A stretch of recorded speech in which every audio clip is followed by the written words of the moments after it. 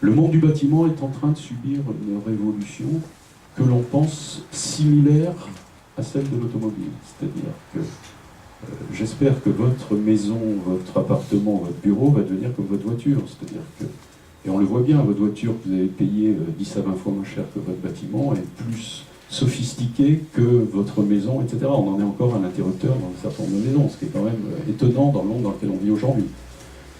Donc l'efficacité énergétique va permettre d'apporter ce monde-là dans la maison, mais ça signifie que toute la filière, vous comprenez bien, va devoir évoluer au même niveau et au même temps. Alors ça, c'est une vision à long terme, mais enfin, ne rêvons pas, le monde automobile a connu une mutation extrêmement rapide, subie dans certains moments, parce que la pression du marché a fait que les choses ont évolué très rapidement.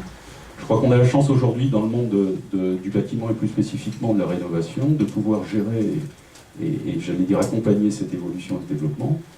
Donc c'est important de le gérer et cette révolution de l'accompagner. Alors derrière tout ce que l'on est en train de se dire, c'est que cette mutation, je crois qu'il ne faut pas en avoir peur, parce que toute la filière va en bénéficier en termes d'activité. Tous ces nouveaux métiers qu'on est en train d'apprendre aujourd'hui vont générer aussi des opportunités à la fois pour les jeunes sortant de l'école, mais aussi pour les personnes installées, hein, parce que ça donne une dimension, une dynamique totalement nouvelle à certains de ces métiers-là. Ça veut dire aussi qu'il va y avoir un rôle très très fort à jouer, je l'ai dit tout à l'heure, des pouvoirs publics pour diffuser, c'est-à-dire montrer que l'efficacité énergétique c'est quelque chose d'important, mais aussi pour toute la filière, de s'adapter et pouvoir permettre de faire évoluer et de pousser ces solutions vers les consommateurs, hein, et les aider aussi à réfléchir sur le sujet. Alors il y a différents chiffrages qui ont été faits, parce qu'à la clé de tout ça, de ce développement économique, il y a aussi des emplois qui vont être créés. Alors, bon, on a différents chiffrages qui ont été faits, hein.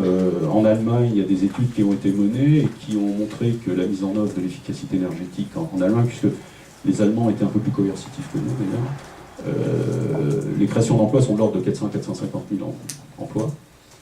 Bon, il y a des études qui ont été menées par l'ADEME, notamment par le Chimelec aussi d'ailleurs, où dans un monde idéal, on arrive à plus de 700 000 emplois créés. Je crois que ce qui est important, ce ne sont pas les chiffres sont importants, mais ce sont les ordres de grandeur, quoi. On ne parle pas de quelques dizaines de milliers d'emplois, on parle de quelques centaines de milliers d'emplois. Et je crois même que ça va aller plus loin, c'est-à-dire que si on arrive à des dispositifs aujourd'hui, et je pense qu'on y arrivera d'une manière ou d'une autre, hein, à des dispositifs aussi sophistiqués dans votre maison que dans votre voiture, c'est plus que 700 000 emplois qui sont à la clé. C'est vraiment un nombre important d'emplois. Donc, toute cette efficacité énergétique dont on est en train de parler, active, hein, dans le domaine notamment de la rénovation, parce que le domaine de la rénovation est aujourd'hui le marché le plus important. Il est plus important que le neuf, hein, c'est clair. Je crois que c'est à peu près dans les 28 millions de logements de résidence principale aujourd'hui. Le chiffre précis, je ne l'ai plus en tête, mais je crois que c'est plus de 40% qui datent d'avant 1975.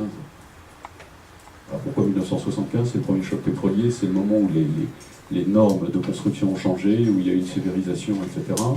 Donc ça signifie qu'il y a un parc immobilier en France qu'on ne va pas reconstruire. Enfin, ne rêvons pas, on ne va pas reconstruire ce parc immobilier. Ce parc immobilier existe, et au contraire, il faut le faire évoluer, il faut le faire progresser. Donc il y a toute cette évolution qui est importante. Donc sur l'efficacité énergétique active, voilà rapidement brossé, si vous voulez, l'ensemble du périmètre.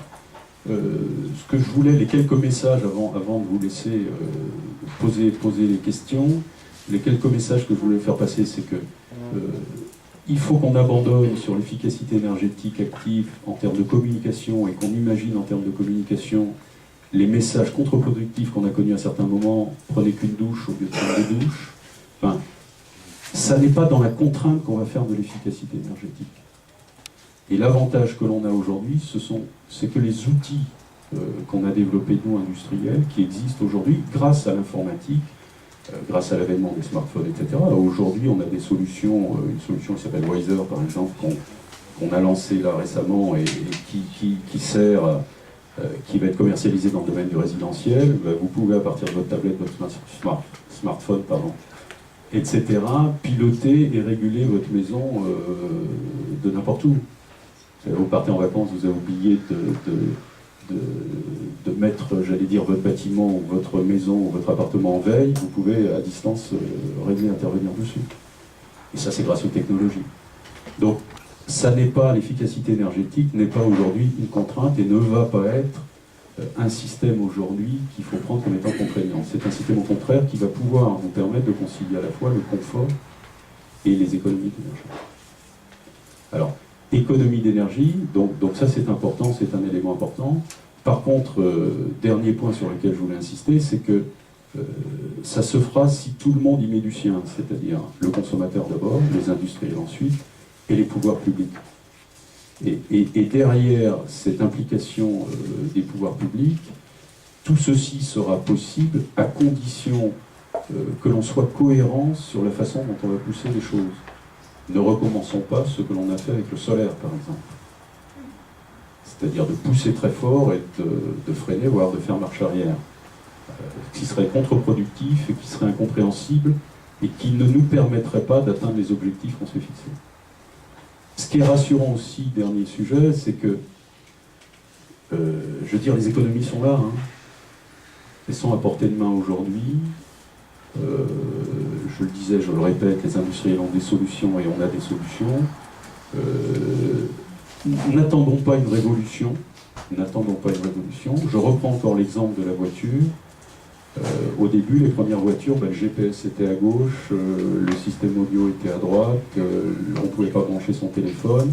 Et puis petit à petit, le temps aidant, tout ça s'est intégré, tout ça a fait quelque chose de cohérent qui est aujourd'hui totalement intégré au véhicule. Donc on va vivre aussi dans le thème d'efficacité énergétique avec des systèmes qui ne vont pas être interopérables complètement dans un premier temps, c'est-à-dire qu'avec les systèmes d'efficacité énergétique, je ne vais pas pouvoir dans un premier temps gérer mes ouvrants ou gérer un certain nombre de choses. Et petit à petit, tout ce monde va converger pour arriver à quelque chose qui est totalement cohérent dans votre véhicule aujourd'hui, donc il le sera totalement demain dans votre maison de domicile.